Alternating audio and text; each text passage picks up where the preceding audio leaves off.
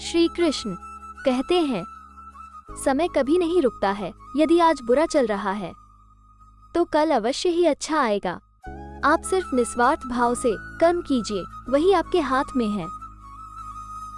एक बात हमेशा याद रखना, आज बुरा है तो कल अच्छा आ ही जाएगा, क्योंकि ये समय है, रुक थोड़ी जाएगा।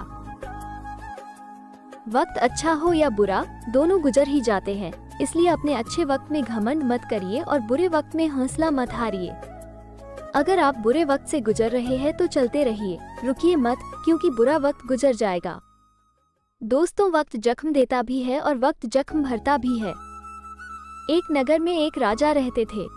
एक दिन एक विद्वान साधु उस राजा के नगर में पहुंचा। राजा उस साधु के पास गया और उन्हें अपने महल में आने के लिए आमंत्रित किया। आमंत्रित करने पर वो साधु राजा के महल में पहुंचा तो राजा ने उस साधु का बहुत अच्छे तरीके से आदर सत्कार किया। राजा की सेवा से साधु बहुत खुश हुआ और जाते समय राजा को एक ताबीज देकर गया और राजा से कहा कि जीवन में परेशानियां खत्म नहीं हो रही हो और आपको ऐसा लगे कि सब कुछ खत्म हो गया है तो इस ताबीज में एक कागज पर लिखे मंत्र को पढ़ लेना, लेकिन इससे पहले इस ताबीज को मत खोलना। राजा ने साधु द्वारा दिए गए ताबीज को गले में पहन लिया।